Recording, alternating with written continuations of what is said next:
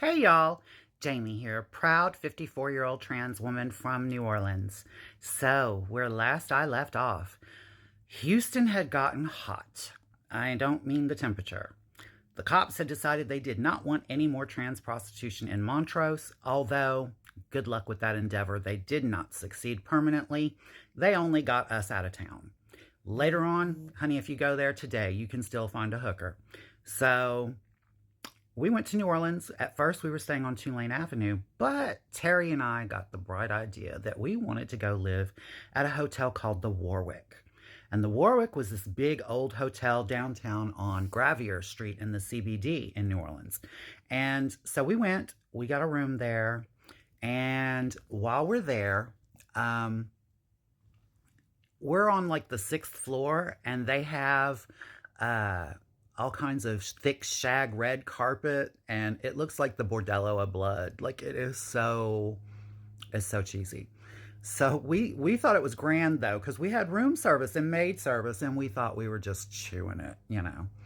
Um, so one night, Terry and I are out late by ourselves, drunk, trying to work, and we're at the Roundup, Le Roundup, 819 St. Louis Street in the French Quarter, half a block off of Bourbon. Notorious little club, honey. If you've been to New Orleans and you're in the LGBTQ community and you don't know what Le Roundup is, you missed out. So, I'm in there, and in walks a vice cop, and I'm sitting by the front doors. So as soon as he walks through the double saloon doors, there I am. And he walks up to me and he starts talking to me. How are you? You're really beautiful. You're looking good tonight. And I said, really? I said, oh. I clocked that he was a cop immediately. And I said, so, having a nice evening, officer? Thinking I was being cute. He said, oh, you're clever, huh? He said, you know what? Let's see how clever you are. I want a piece of ass. And if you don't want to go to jail, you're going to give it to me. And I was like, what? And he said, yeah, no, I'm not kidding. I told him, listen, I just ordered food. And he said, oh, we can wait for your food, no problem. Terry got the hint. And Terry, like, we signaled each other through eyes. Like, we made we had a little conversation through eyes. And in that little conversation, any good hooker or trans girl knows how to have those conversations through eyes alone. And so we did, and she went off and she called the hotel and made sure that Angel was in the room, but only Angel. Okay? Because Angel was like our protector. Angel was a badass. She was our protector. The boys weren't there. So my food comes, and this man and I get in his car, and we go to the Warwick. We get up to the room. Angel lets us in, and he says, okay, is your friend going to stay in the room? I said, yeah. No, she's here to make sure that I'm okay. He's like, I don't give a shit. I said, okay, no problem.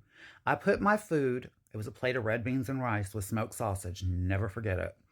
Put it down at the foot of my bed, stripped down butt-ass naked, and laid down on my bed on my belly, and turned on the TV set and started flipping channels.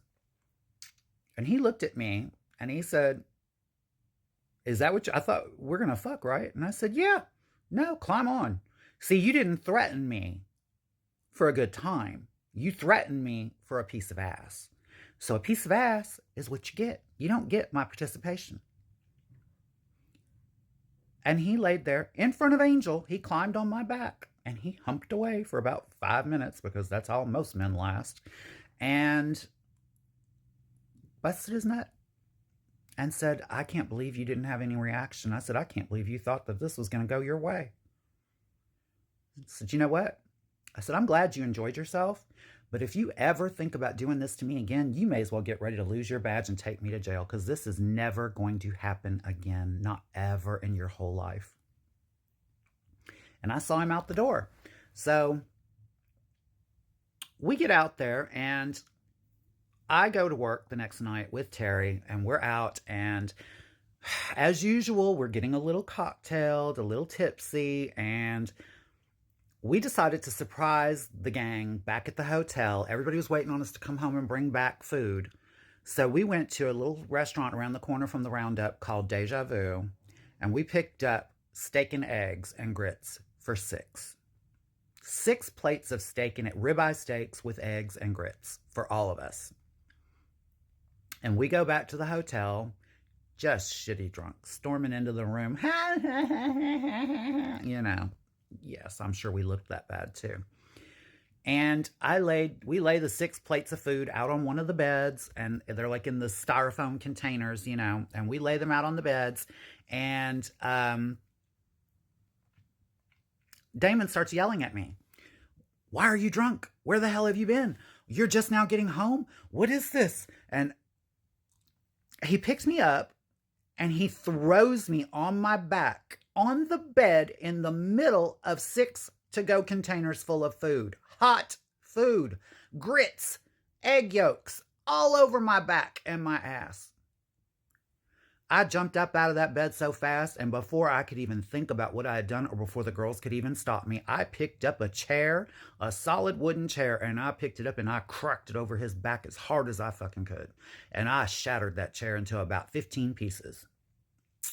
And if you want to know what happened next, y'all know the routine. Be here tomorrow and I will too. I love you all for watching. I love you for the comments. Thank you very much, and I will talk to you later. Bye-bye.